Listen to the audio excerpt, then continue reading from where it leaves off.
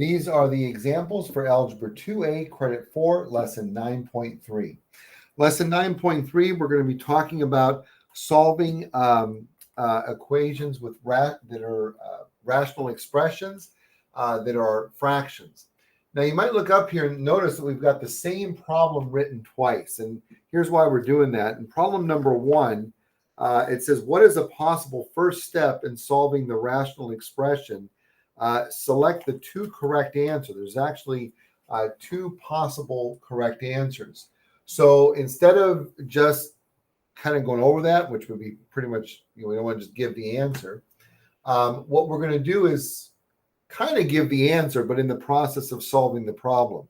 So it says, what is a possible first step? So if you listen closely as we go through the process of solving the same problem twice, but in 2 different ways, you'll hear what those 2 answers are. So remember, you're looking for the first step in solving these. All right, so here we go. So for the first time we're going to do this problem, so we're going to start off. The first thing we're going to do is cross multiply. So we have 3 times 6x and negative 10 times 2x plus 5. And so that's what we do first. All right, so now over here on the left-hand side, we need to simplify. 3 times 6 is 18x. And then over here, negative 10 times 2 is negative 20x. And negative 10 times 5 is negative 50. We have variables on both sides, 18x and negative 20x. Negative 20 is smaller than positive 18, so we're going to choose to get rid of that one. The opposite of adding 20 is, the opposite of subtracting 20 is to add 20 to both sides. So we're going to add 20x. 18 plus 20 is 38x. The 20x's cancel, and we bring down, careful, that's a negative 50. Last step, x is being multiplied by 38. And so we divide 38 to both sides, and we have x equals negative 50 over 38. But we can simplify that by examining the factors of both 50 and 38. The largest or greatest common factor would be 2. So we can divide both of these by 2. Negative 50 divided by 2 is negative 25, and 38 divided by 2 is 19. So there is our answer. But remember, you're looking for what that first step was. Now, if you missed it, of course, you can rewind the video and, again, see what we started out and did with that problem first. All right, so now let's look at the same problem, but another way to solve it. All right, so what we're going to do is to start, we're going to find a common denominator. So we have 2x plus 5 here and 6x here. So over here, we're missing the 6x. And then over here, we're missing the 2x plus 5. And now remember, whatever we do to the denominator, we also have to do to the numerator. So we're going to multiply the numerator by 6x over here, and multiply the numerator by 2x plus 5 over here. So remember, these 2 rational expressions, these 2 fractions are equal. So now that we have the same denominator, 6x times 2x plus 5, in each rational expression, in each fraction, if the denominators are the same or equal, the numerators have to be equal as well. So we can set up our equation. 6x times 3, and then negative 10 times 2x plus 5. And you can see we'll run through it real quickly, but it's the same thing. We'll get the same answer as we had over here. 6 times 3 is 18x. Again, same process. We're just going to do this quickly, because remember, you're just looking for that first step. But just to show you that we do get the same answer, negative 10 times 2, negative 20x, negative 10 times 5 is negative 50.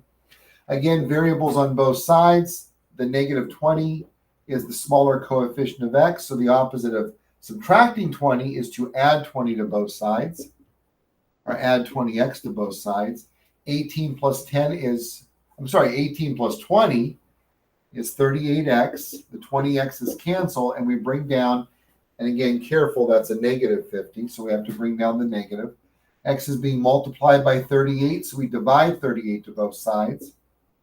And we get negative 50 over 38. And we already know that we can divide both the numerator and denominator by 2.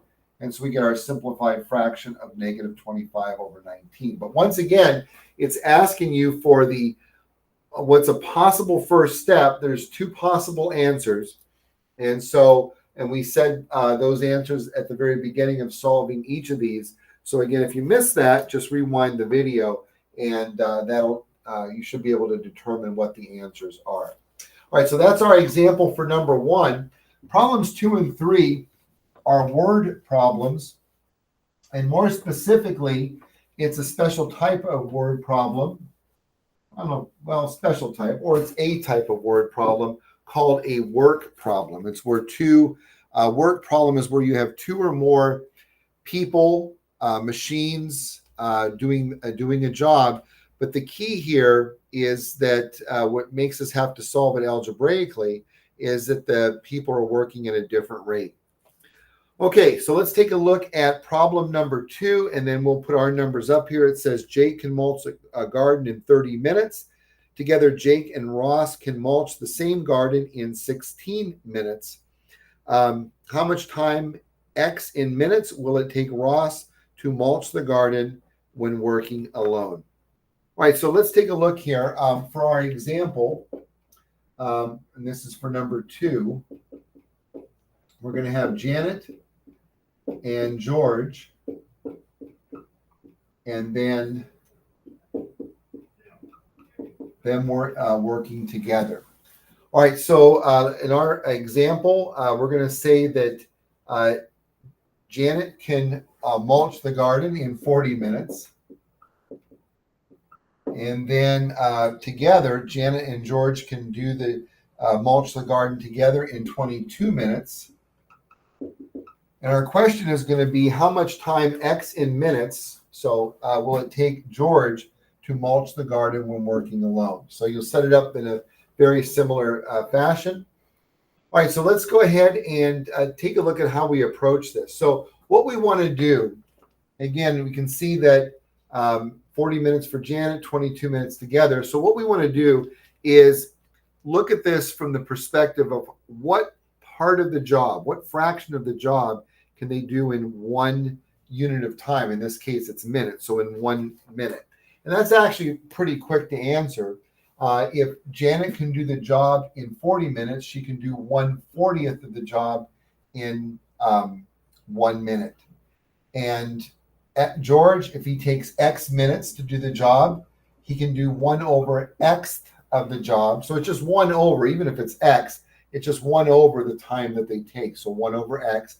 And then now, as you might guess, or you might even want to pause the video here to see if you can kind of figure this out on your own. So give you a second to pause. All right, we're back. And together, 22 minutes. So together, they can do 1/22nd of the job in 1 minute. And we're going to use these fractions now to set up our equation. So let's go over here. So our equation is going to be the part of the job that Janet can do in 1 minute plus the part of the job that George can do in 1 minute equals what they can do together in 1 minute, which is 1/22. Now, as you might have guessed here, is we have 3 fractions with 3 different denominators. First thing we want to do here is get rid of those denominators, get rid of the fractions. So we're going to multiply by a common denominator. Now, notice I didn't say least common denominator. We have calculators. The easiest way to do this is just multiply. So 40 times X times 22. But let's start with the 40 times 22, and then we'll just add in the X. So 40 times 22 is 880. And then don't forget the X, because X is also part of the denominator. So we're going to distribute that 880X to all 3 terms here. 880X times 1 is 880X. 1 times 40 is 40. Again, 880X times 1 is 880X. And then 1 times X is X. And then one more time, 880X times 1 is 880X. 1 times 22 is 22. Now, since we multiplied by a common denominator, these fractions are going to divide out nicely. So 880 divided by 40, let's go ahead and do that, is 22. So we have 22x here. And again, we just divided these numbers here. Here, the x's will cancel, so we just have 880. And then over here, 880 divided by 22 is 40. And don't forget the x, so 40x. All right, we have variables on both sides. Let's make this look a little bit more like an x. There we go. So 40 and 22, we want to get rid of the variable with the smaller coefficient. So we have that would be the 22. So we subtract 22x to both sides. And we have 880 equals 40 minus 22 is 18x. And then the last step, we're focused over here on the right-hand side because that's where x is. X is being multiplied by 18. So we're going to divide 18 to both sides. Let's go ahead and do that. And the 18s cancel. And then over here, 880 divided, whoops, there we go. 880 divided by 18 is 48.8, 0.8, like a repeating 8. So they ask us to round our answer to the nearest minute, which means round it to the nearest whole number. So that would be the ones place. We have an 8 there. Now remember how we round. The next number, if it's a 0, 1, 2, 3, or 4, this next number here, then we'll just stay at 48. But if it's a 5, 6, 7, 8, or 9, then we're going to go up. So the next number is an 8. That's a go up number. So our answer, and that's the rounded answer, so we should technically say approximately equal to 49 minutes. So remember, when you round, there's only two possibilities. We stay where we're at or we go up. And so in this case, since the next number was one of our go up numbers, we go up, and the answer, 49 minutes. So George would take 49 minutes to mulch this garden alone. All right, so now that is our example for number 2. And again, pause and rewind the video. Make sure you got a good understanding of that. And let's take a look at an example for problem number 3, which is another work problem. All right, so let's take a look at this. It says water flowing through both a large and a small pipe can fill a water tank in 9 hours.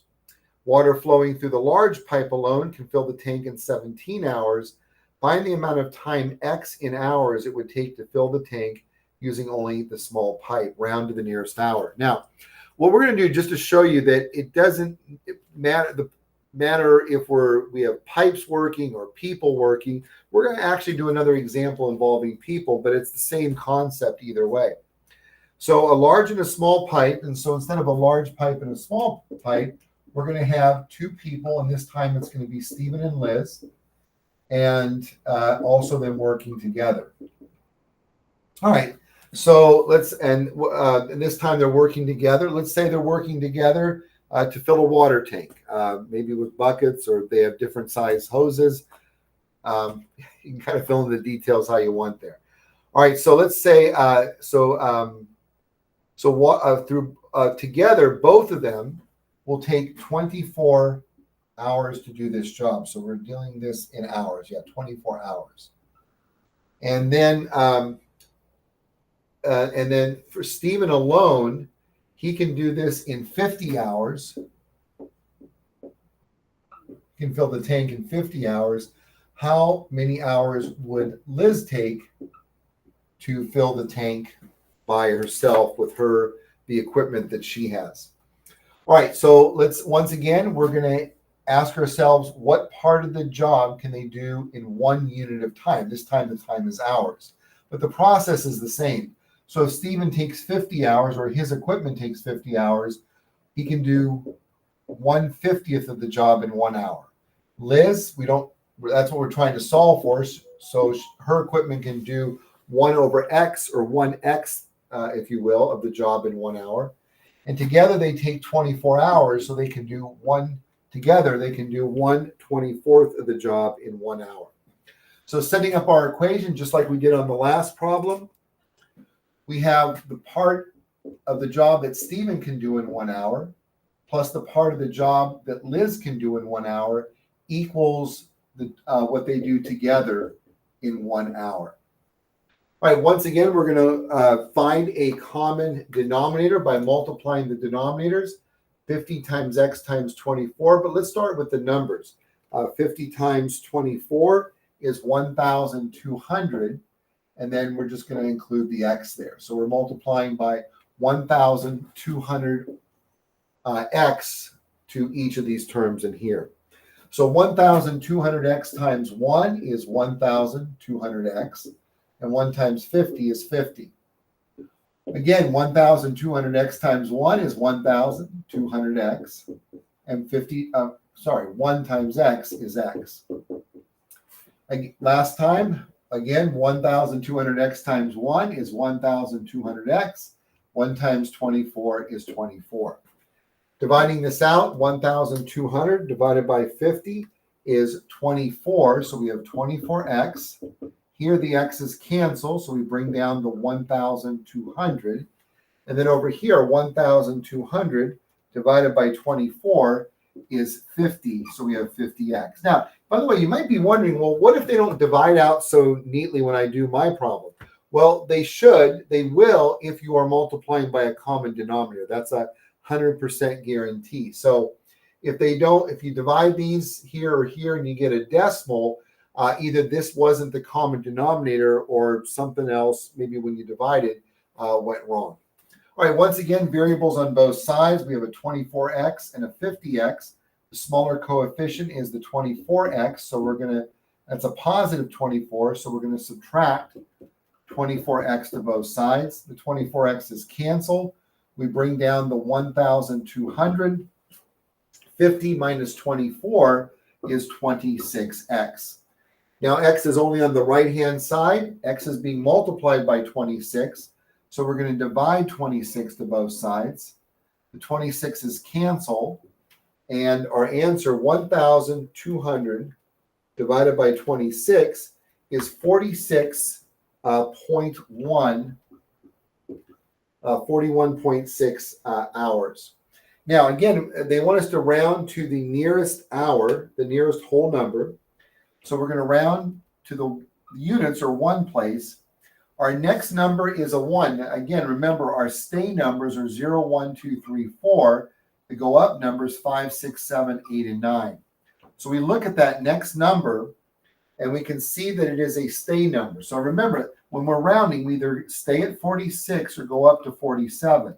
But again, since this is a stay number, 1, we're going to stay at 46. So our answer, x, is approximately 46 hours. So it would take about 46 hours for Liz's equipment to drain, or to, excuse me, not to drain, but to fill the water tank by itself.